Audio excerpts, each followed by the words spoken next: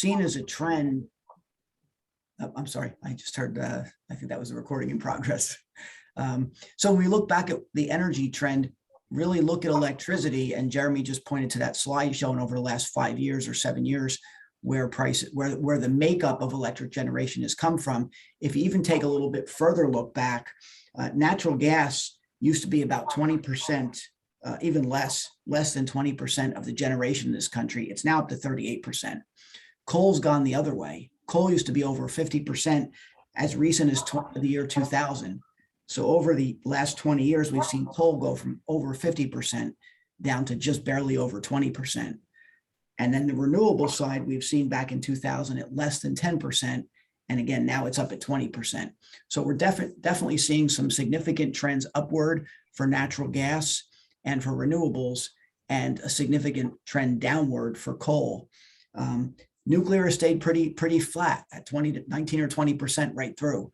So when we start looking at what's moving electricity, if you really look at natural gas, electricity is very highly correlated to natural gas. So if you look at natural gas and understand gas, you'll have a pretty good idea of what at least the energy component of electricity is doing. Yeah, so actually I'll pull this up here. This is the graph of where natural gas has been. So can you kind of talk about, Scott, how this correlates to sort of the pricing that we've seen as far as inflation and energy prices? Sure. So again, there's a number of components that go into your electricity bill. There's the delivery from the utility. There's then the energy component of supply. There's the transmission component of supply. There's space at the generating station. There's something called ancillary services, which is the power grid's fee to move all the power and manage the grid.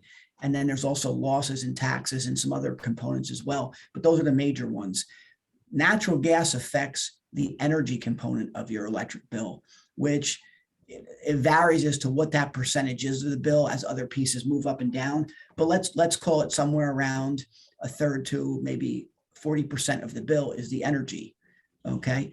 Now that's moving almost directly correlated to natural gas. And as you can see by this graph, natural gas has been bouncing around the $3 range for a number of years, even going further back than this graph, all the way back to really 2009, 2010. We've seen very flat natural gas prices. And that began after the subprime mortgage collapse back in 2009. Gas fell off a cliff back then.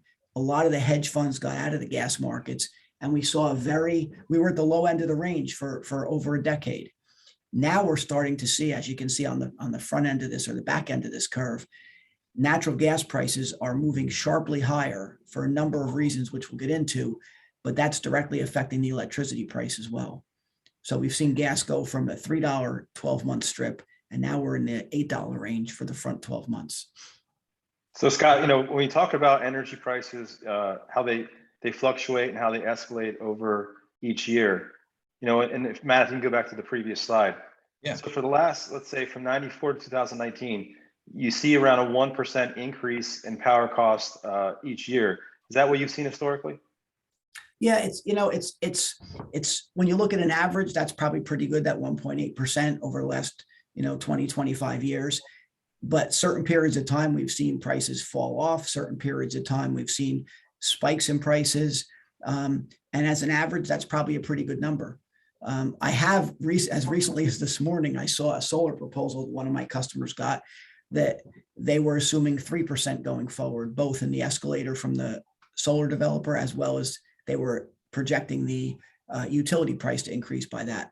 And I don't disagree with that. I think going forward, the expectation is that energy prices are going to probably increase at a greater rate than they have over the past 20 years. And again, we can get into some of those reasons. Do you want to get into those now, or do you want to? Yeah, let's go to the next slide, Matt, after this. So, let's talk, Scott, and why we see energy prices rising. We'll go a little bit more deeper into what those costs are today. But let's talk about what's happened over the last 5 years and why we see a change in cost. We see a change in the way we use energy or how we get energy. So let's just go through a couple of those. I'll start with the first one, as we kind of talked about, which kind of goes into the first 2 points. I want to start with the second point, which is the new regulations and emission standards. As you may or may not know, who are on the call, the EPA and the federal government has put in a lot of different emission standards for these generation plants, like coal plants and natural gas plants and nuclear power plants. And because of that, that's a lot of the reason that we see the coal plants, as Scott alluded to earlier, be reduced in the overall generating capacity. So a lot of those coal plants are being put offline. And the reason that we see that is because it's actually cheaper to take them offline than to do some of the standards that have to be done through emissions. And so they're either getting older, they're being decommissioned because they're getting older, they're becoming less efficient, or because the improvements that need to be done through the emission standards to the EPA are too costly, which make them need to be decommissioned. Scott, do you have anything to add to that? No, I mean, that tells the story. The coal is dying.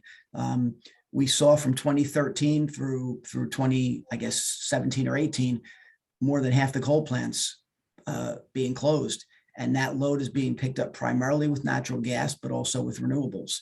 And that's going to continue. I mean, there's more coal plants scheduled to be decommissioned over the this year and in the coming years.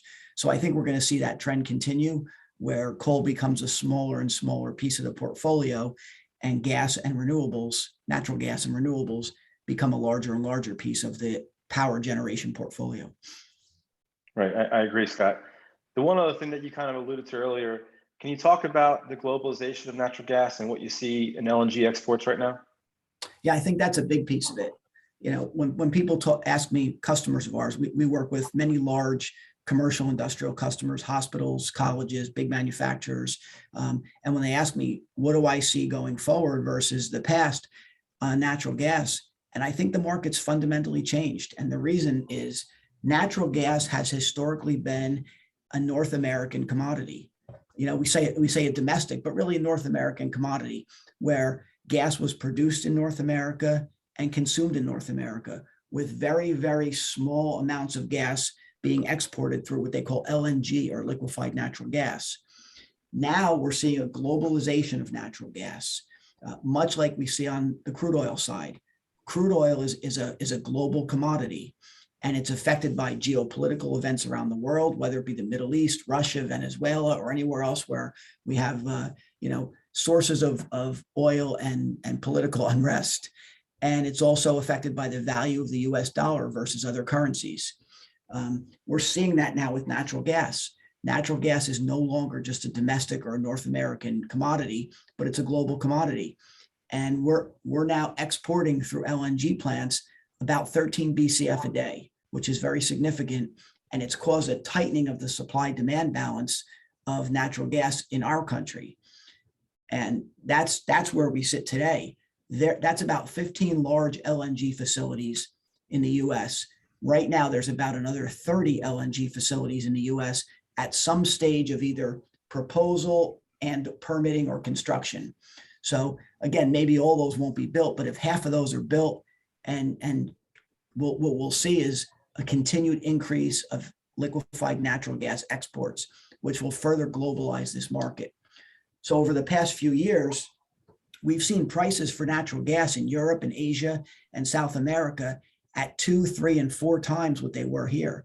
So we were sitting at $2 and $3 natural gas, and other places around the world we're seeing $12, $14, $16 natural gas prices. Well, now what we're going to start to see, I believe, is a convergence of prices as the commodity becomes more globalized, which means I think we're going to see higher prices here in the US going forward, and probably prices will start to lower in other places as the ability to move more gas around the world takes place. No, that's great, Scott. That's a good point there. I'm going to take you can kind of chime in as well on the climate change and wildfires. As you may not know, obviously there's a lot of issues today with climate change, and some of the infrastructure that we have was not built to kind of take on the issues that climate change brings. For example, we had Hurricane Sandy in the East Coast in New Jersey area, and that put a lot of damage to the current infrastructure. People were out without power for 2 or 3 weeks at a time. And you see a lot of those costs that are being spent to improve the infrastructure to make it be able to withstand some of these climate change issues. those costs will be paid for by the ratepayers. And just to kind of, as Scott talked about the energy side of it or the supply side of it, but the actual infrastructure side of it is actually controlled by your local utility, whether you be in New Jersey, it's PSE&G or other utilities like that. So all those infrastructure costs that are going to be paid for climate change, all those costs, because it's a public entity, are going to be passed through the ratepayer. So if these utilities have to, make change to the infrastructure, whether it be substations, be lines, or future upgrades to the facilities, those costs, along with the profit the utility is allowed to take, are going to be passed on to the ratepayer. And as a very good example of this is the wildfires in California. So, as you know, there was many wildfires a couple of years ago in California, specifically in the PG&E territory. And it was found that PG&E was at fault for those wildfires due to some infrastructure issues they had with their substations and lines causing fires that ultimately caused a bigger wildfire. So they at this point in time have to pay billions of dollars of damages to homeowners and businesses that had issues and were damaged due to the wildfires. So they actually went to a federal court and asked the federal judge to give them the ability to file bankruptcy because they couldn't pay all these costs, these billions and billions of dollars of cost. The judge came back and said, because they're a public utility, they're not able to file bankruptcy, but instead what they could do, they could take all those costs, those billions of dollars, because they're a public utility, and charge them back to the ratepayers. So the ratepayers in California now are picking up those costs of the damage of the wildfires that were caused by PG&E. They're picking those costs up. So what we believe is, obviously, we believe that climate change will not get better. It's going to get worse over the next couple of years. It will continue to have an impact on the infrastructure and either cause damage that will have to be replaced or repaired, or we'll have to eventually, the infrastructure will have to be repaired. And that kind of goes, Scott, into the next point of infrastructure upgrades. Can you kind of talk what you hear from the utility as far as how old their infrastructure is and when it needs to be upgraded? Yeah, so that's a great point. We talked about the supply side, but again, Jeremy just started talking about the infrastructure side, and the transmission system in this country is desperate need of upgrading. When you compare our transmission system, for example, to some of the transmission grids in Europe, we're way behind in modernizing our infrastructure. Now, there have been, over the last few years, there have been initiatives to start to move in that direction, especially PSE&G and some of the other utilities. But after Hurricane Sandy, which was October of 2012, like Jeremy said, there were customers that were without power for weeks. It really put in the forefront that there's a need to upgrade and modernize the transmission grid and to make it more robust so it can withstand these type of storms. PSE&G at that time committed to putting $5 billion into their transmission system over 5 years to upgrade the system. They were one of the first utilities to come out and do that. Others have followed. So PSE&G did invest $5 billion over 5 years. And then after that 5-year period, they continued to invest in their transmission system because they weren't done. To give you an idea of how those costs get passed on to customers, I took one of the hospitals that I work with and just took a look at what it's cost them. Now, again, this isn't their total electric bill. This is just the transmission piece of their electric bill. So back in 2013, for every 1,000 kW of transmission obligation, or every megawatt of transmission obligation, it would cost the customer about $54,000 if you're a PSE&G customer. Excuse me. In 2021, that same transmission obligation for 1,000 kW is now $172,000. So it's more than tripled. Now, to give you an idea of real dollars, a pretty good size hospital that I work with, their transmission obligation is 7.17 megawatts, or almost 7,200 kW of demand. So you take that $172,000 a year that they pay per 1,000 kW, subtract the $53,000 they were paying in 2013, and then multiply it by 7.17, which is the 7.17 megawatts they have. And they just saw an $848,000 increase in the transmission component alone from 2013 to 2021. So we're definitely seeing, as utilities invest in infrastructure, we're seeing these costs being passed on to customers. And there's nothing they can do about it. That's the regulated side of the business. I mean, those numbers aren't negotiable. The utility invests in the transmission grid. They then go to the FERC, the Federal Energy Regulatory Commission, and they get those increases approved based on the investment they put into the infrastructure, and then it gets passed on to customers. Oh, that's a big increase, Scott. Let's move on to the last point here, which is the geopolitical events. And Scott, you kind of referenced just a little bit when you talked about the globalization of natural gas and LNG exports. And obviously today, everybody's aware of the news with Ukraine and the issues they have with Russia. Can you kind of talk about, specifically Europe and their new understanding that they want to get away from Russia as far as using power from them? How do you believe that will affect the energy pricing going forward in the future?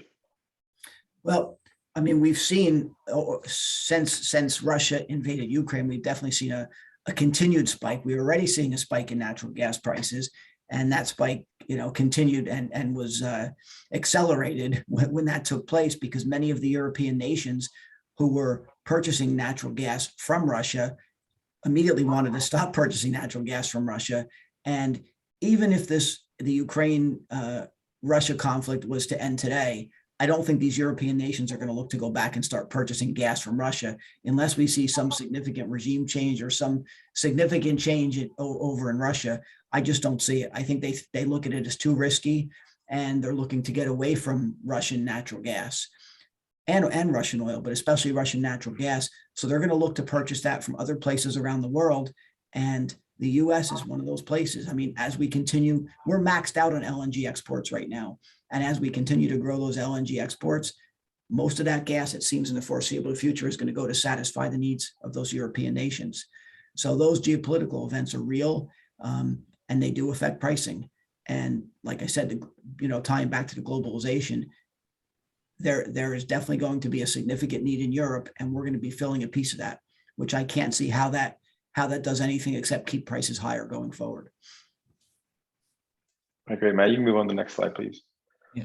Just as a side note, we saw there was a fire at an LNG plant in Freeport, Texas, a couple of days ago, and they did their investigation at the plant. Now, these LNG plants, they take natural gas and they compress it to about 1/600th of its volume. They put it on a vessel and they bring it over to Europe or other places around the world where it's needed.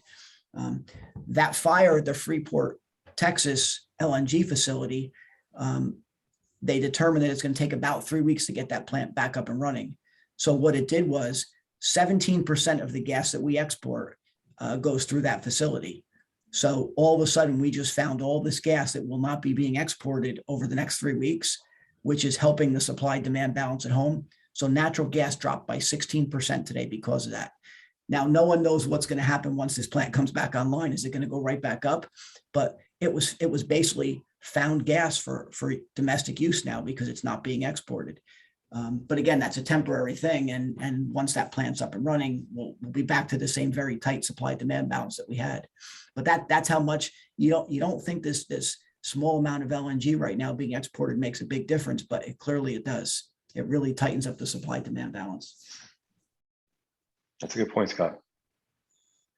Yeah, and kind of springing off that, you're, in addition to you mentioning that more of our natural gas is being exported, I know we've talked a little bit about the changes in our production and sources of energy. So can you guys kind of go into that a little bit more detail and what we have on the graph here? Yeah, so we showed you a graph earlier that was where we were getting our energy back from 2015 to 2020, and you could see a significant decrease in the coal. So coal was about 35%, now it's down to about 22%. Natural gas has spiked up from about 32% to about almost 38%, a little over 38%. And we also saw a big increase in renewables. So you see renewables was around 12%, and now we're looking somewhere around 17 to 18%. So we see a big increase in renewables and obviously natural gas. Nuclear power has stayed the same. Petroleum has stayed the same, but we see the biggest decrease in coal, and we expect that to keep going in the future.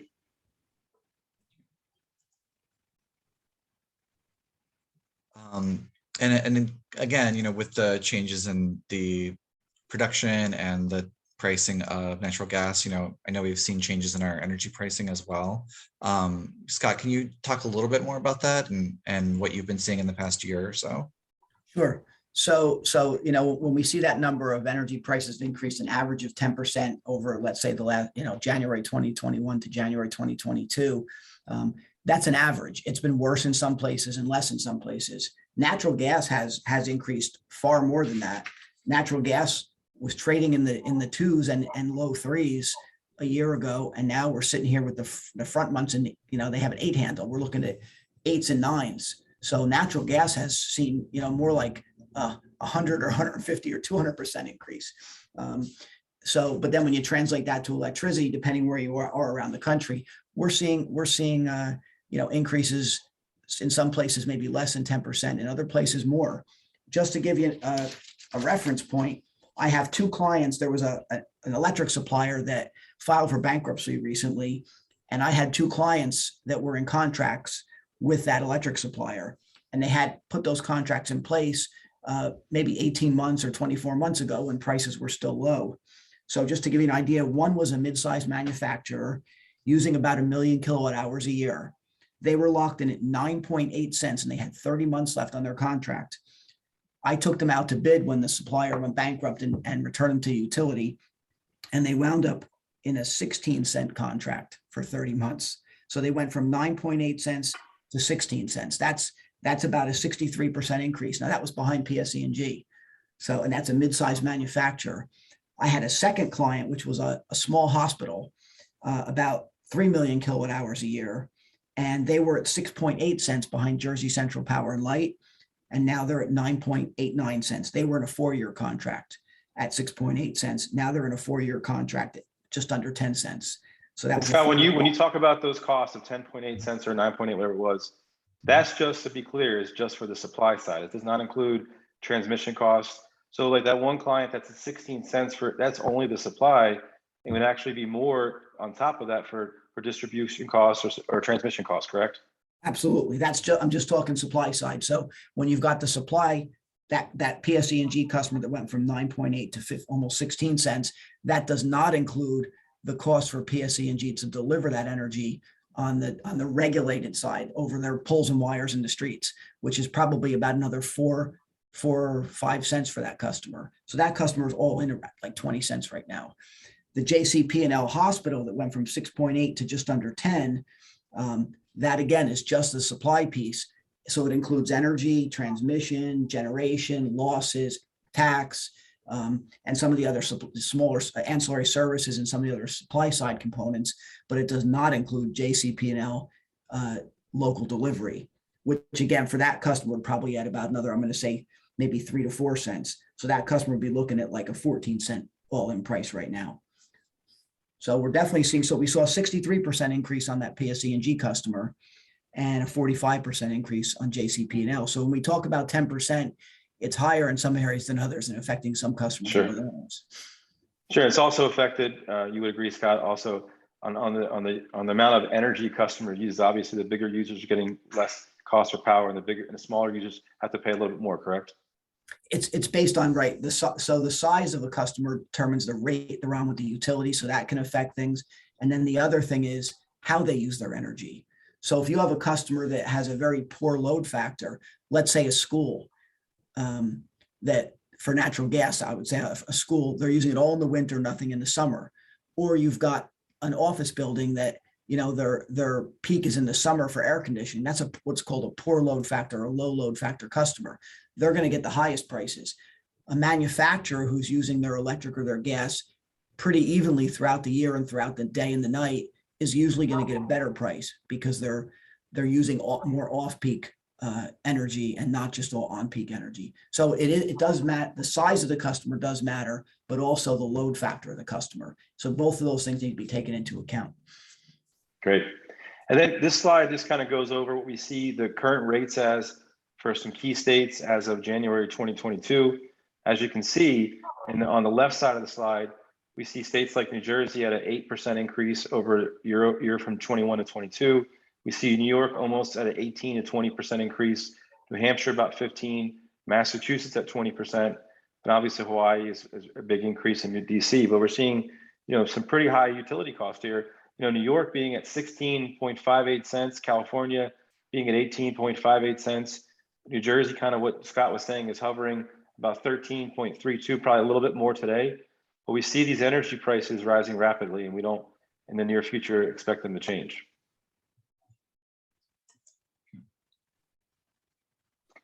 And this slide kind of talks about, what Scott and I have been going over in the previous slides about decommissioning or retirement of plants. And then Scott, this kind of shows what you've been talking about. It shows here that in 2022, this is as per the U.S. Energy Information Administration, there's going to be 14.9 gigawatts of generating facilities that are going to be retired in 2022. And 85% of that 14.9 gigawatts is going to come from coal. What do you think about those when we see this slide?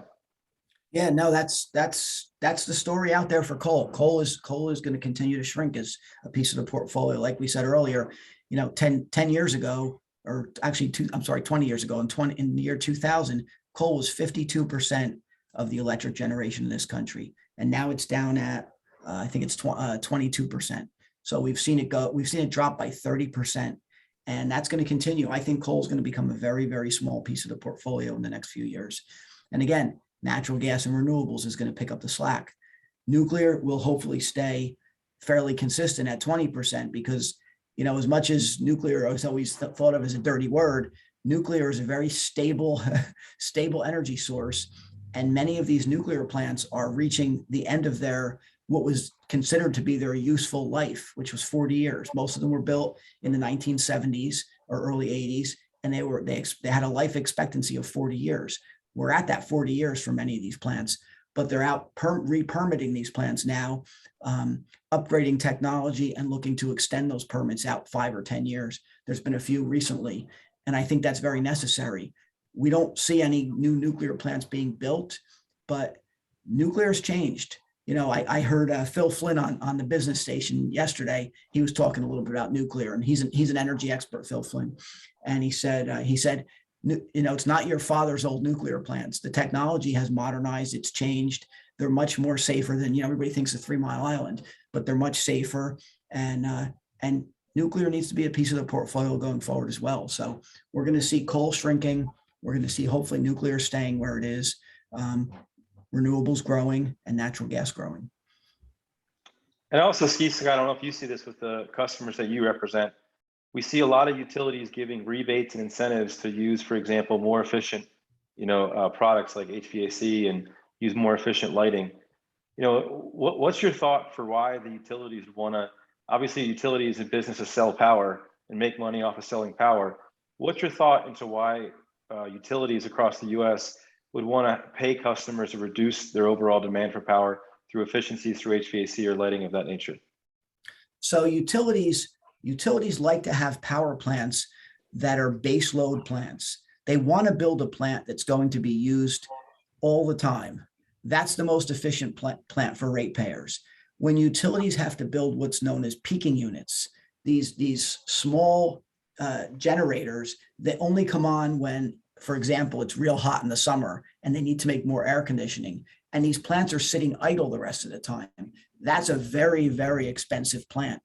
So that's not good for ratepayers.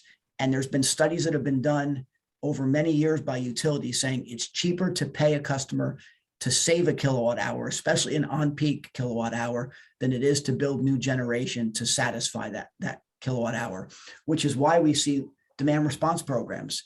PJM, Pennsylvania, Jersey, Maryland Power Pool, has a demand response program where they pay customers to be on call to shed load on those peak summer days. And whether they're actually called on to shed or not, they get paid.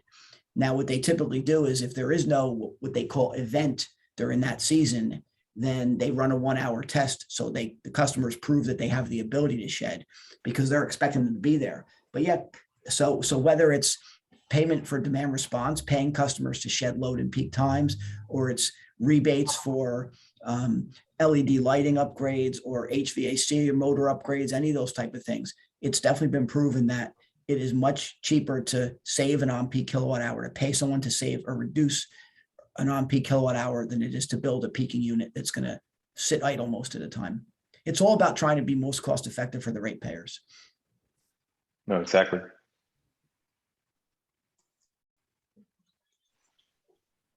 Well, now that we've kind of like looked at where everything is right now, I want to shift a little bit more towards the future. Can you two kind of discuss what you think will be impacting energy and energy prices, moving forward? Yeah, sure. So I think, Scott, we talked about obviously the global energy crisis and the increasing US sales of natural gas. I think we both agree that this is not going to, be a short-term problem or short-term thing happening with natural gas and even the global energy crisis. Do you think this will happen, in the long term? Is it a short-term situation? What's your thoughts on that? So, we talked to many of the things that I think will impact prices going forward. Again, the biggest being the globalization of the natural gas commodity, climate change, the push towards renewables. One of the things we didn't really talk about is electric vehicles. So not only are we going to have to continue to satisfy the existing power load in this country by shifting away from coal towards gas and renewables, but we're going to see significant growth in the demand for electricity in this country going forward as more and more people move to electric vehicles. So when you hear, oh, gas prices are too high, go to an electric vehicle. Electric vehicles aren't free either. They have to charge those cars up every night. And I've seen some statistics out there, but we could be looking at somewhere north of a 25% increase in our demand for electricity around this country as the majority of people move to electric vehicles over the next 10 years or so. So as we see that, we're not only going to need to satisfy the existing load, but we're going to need to satisfy a much greater power need in this country. So it's not just saying, what are we going to do to replace the coal? What are we going to do to replace the coal and handle all this growth? And I think we're going to see prices higher because of it. I think also, sorry, go ahead, Scott. I was just one final point. I was just going to say, I don't think looking back at the last 20 years and saying, let's see what the prices did the last 20 years and using that as a projector going forward is a good way to look at it. I think it's a very different world going forward for the reasons we talked about. But I think we're going to see higher prices here to stay. No, I agree. And I think not only with extra, we're going to have more usage or more energy need because of electric vehicles. The infrastructure that we have today is not able to handle the impacts of what electric vehicles are going to have as well. So the increase or the upgrade to the infrastructure to be able to support the growth of electric vehicles is also going to come at a cost that will also be passed through to the ratepayers and ultimately raise the electricity prices as well. Absolutely. As those EV charging stations are installed, we're going to see customers needing larger transformers at their sites. Apartment buildings, office buildings, everywhere where people are charging cars, college campuses. We're then going to need upgrades to the distribution system, to transmission system, right down the line, all the way back to the generating station. So we're definitely going to see a need for more infrastructure. And then as you see customers leaving the grid to go to solar, those fixed costs are starting to be borne by fewer and fewer ratepayers. So as you see, if 5% or 10% of the customers start producing their own on-site solar generation, the 90% of the customers that are left will now have to pay those fixed costs of the electric distribution and transmission system. It'll be spread over fewer customers, which means those customers will pay more. Yeah, that's a good point. So let's talk about the impacts of renewable energy. I mean, I see really the impacts of renewable energy and as far as a cost increase to ratepayers in two different ways. Number one, we see a lot of states that are putting in renewable portfolio standards to make the utilities have to purchase renewable energy credits, as you may all know. And so the utility has to basically pay a person who buys solar, puts solar on their house, they have to pay them for the rights to the renewable energy credits or the green attribute of that energy system.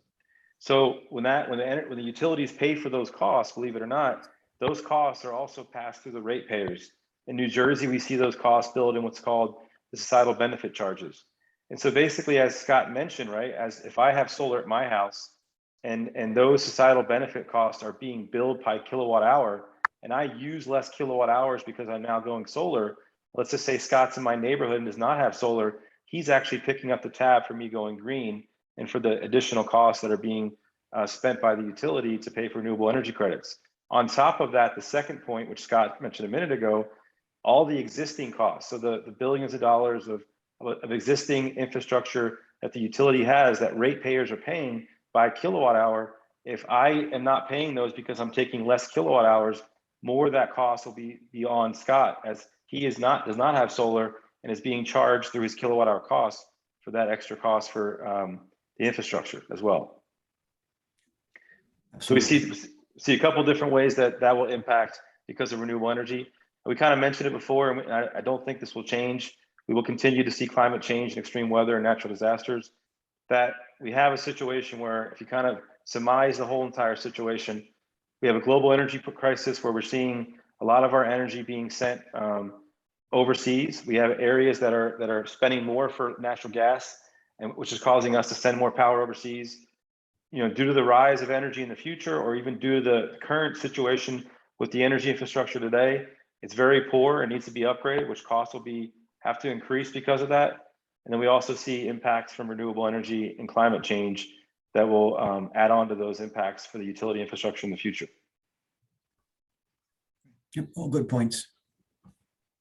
Great. Well, and I think we've already kind of answered this one, so I'm gonna skip to this slide here.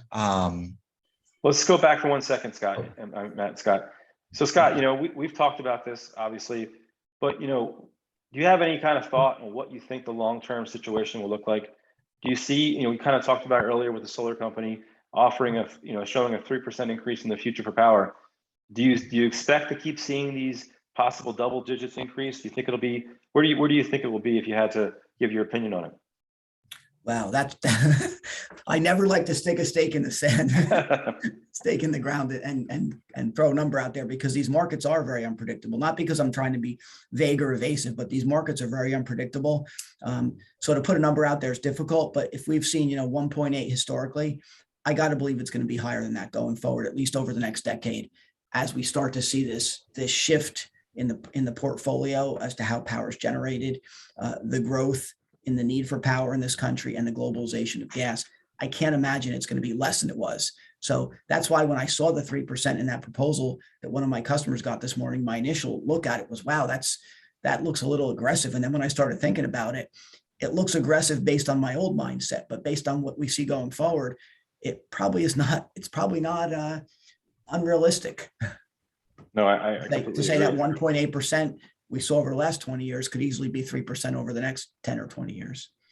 No, I agree.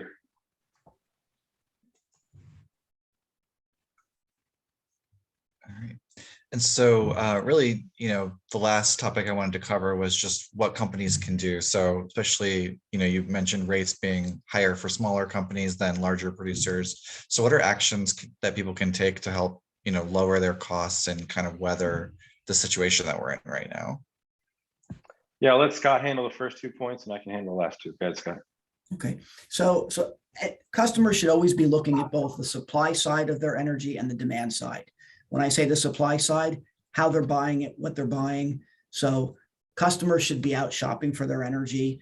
There's a number of strategies they can put in place, which I don't think it's the scope of this presentation, but just generally speaking, they can be looking at fixed prices. They can be layering in hedges over time to try to take risk off the table.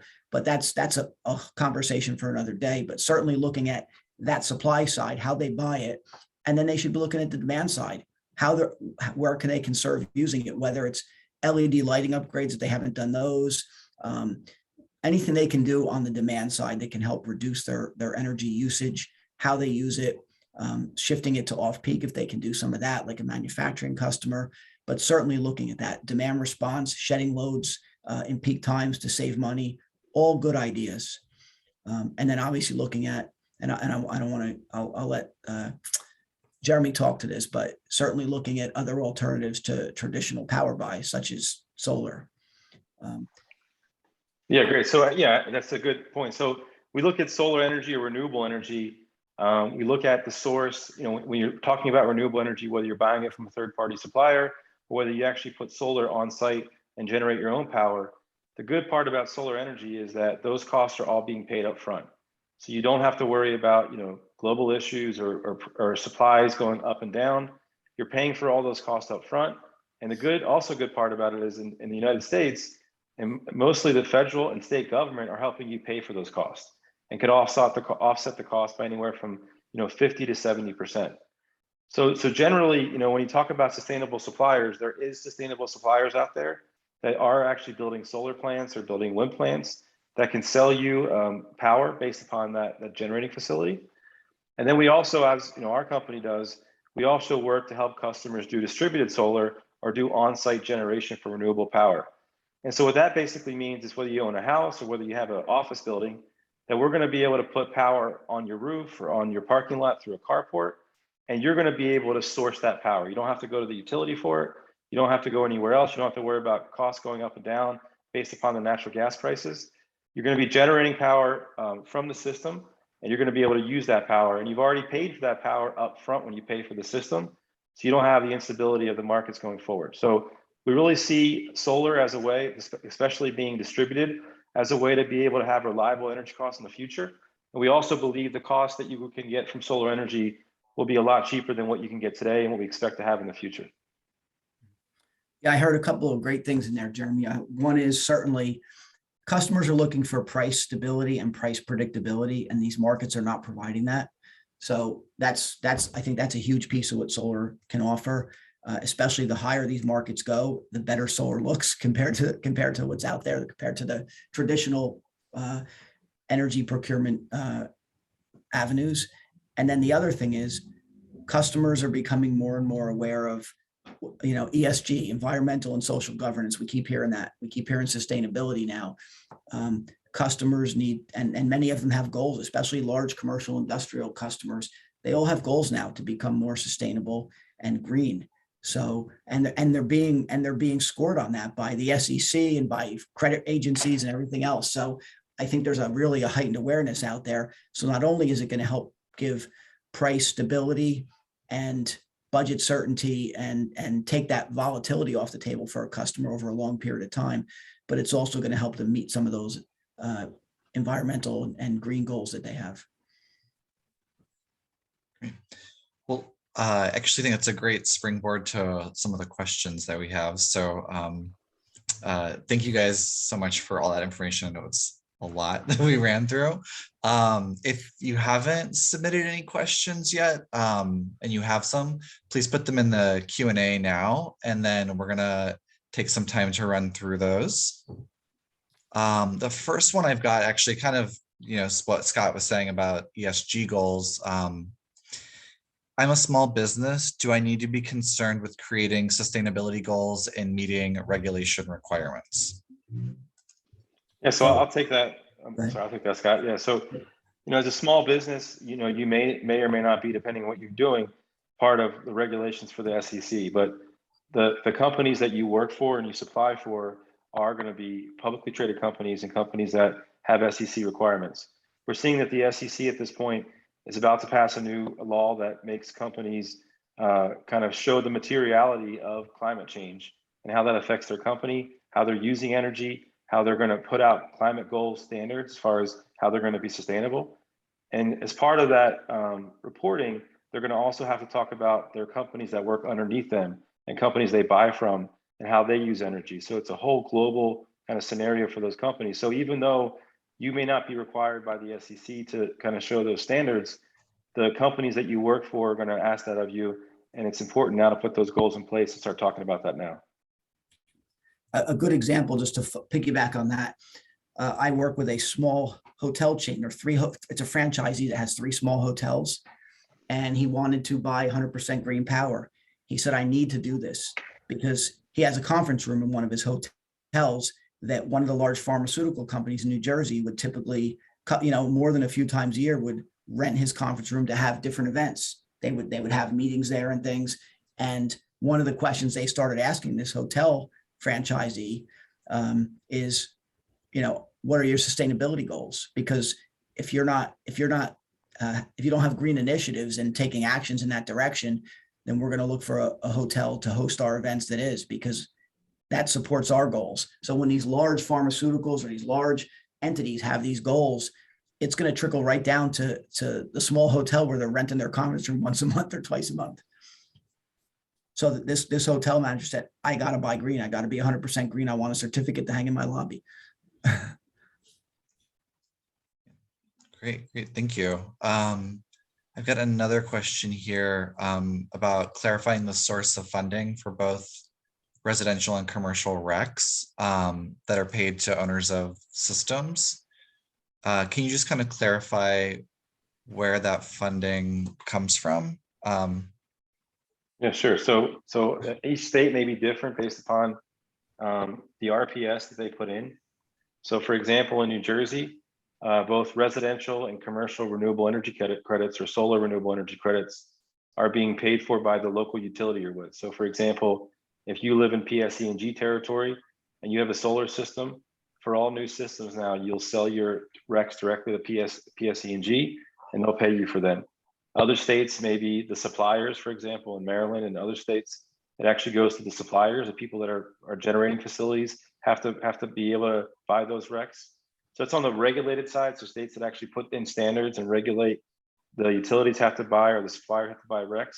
On the unregulated side of it, so we talk about the RECs that are not regulated by the state, that are more of on a national level, we see a lot of different companies that are buying those RECs, like Amazon and Target and people like that, to kind of meet their renewable energy goals. So it just really depends on the state and the type of REC that you're purchasing.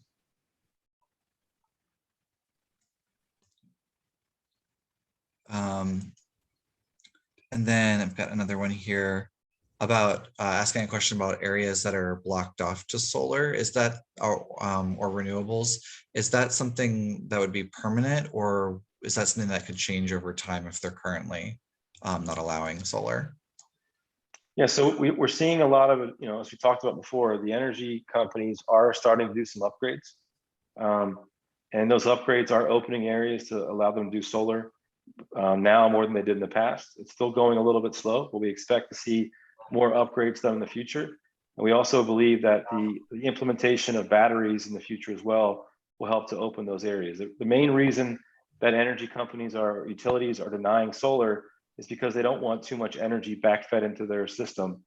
And so now with the implementation of batteries in the future, instead of exporting that power to the utilities, you can export that power to the batteries and not need the utility for that net metering situation, which I think will open up a lot of areas in the future. Great. And then I've got another one actually about tax credits and incentives. If you could just talk about some of them that are available and what companies can do if they're not able to use the tax credits. Yeah, so currently right now, the federal government offers a 26% investment tax credit, which is a tax credit against tax liability that you may have as a company or as a person. So that is usually used by companies that are able to offset that in the first year. And that you're able to get that 26% tax credit the year the system is finished being built. You get it right away. And it could either offset tax liability you have today or offset tax liability you have in the future.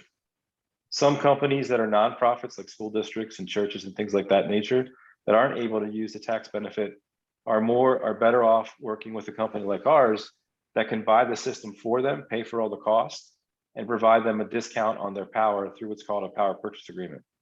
So our company can either sell you the solar system and help you understand how to build it and take advantage of the tax credits and the incentives that are available, or we can pay for the system, be able to utilize and monetize those tax benefits that will ultimately give you a higher savings on your current power costs through buying it through solar.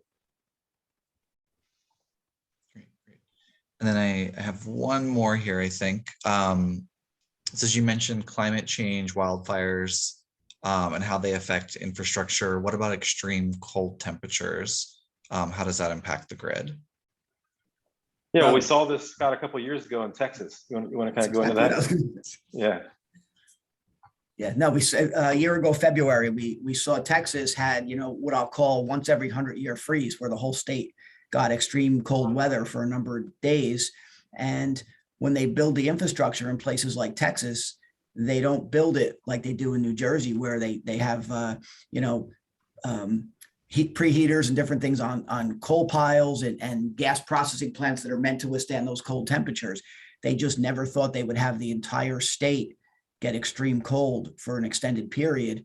And that's where they had the issue of coal piles and gas processing plants, everything just freezing up, infrastructure freezing up. And, that's a difficult thing because now Texas has to look at this and say, well, this might not happen again for another 100 years. Do we go invest a couple $2 billion into the infrastructure here for something that might not happen for 100 years? And those are tough questions because there was a lot of pain felt there. So definitely extreme cold matters, extreme heat matters. The extremes is what makes it difficult to manage energy. If we had average temperatures all the time, it would be much easier. But unfortunately, we have these swings, and that makes it very, very difficult to manage having the proper infrastructure in place. Great. Awesome. Well, actually, let me see. There may have been one more. Yeah, this will be the last question, Matt. Okay. Let's see, it says June 1st, we saw a 38% increase in PPL electric area. Will we see a lease program in PPL electric area? Yeah, so this is a utility that Scott's well aware of. It's in Pennsylvania. PP&L has just put out that they're going to have a 38% increase in power cost over this year.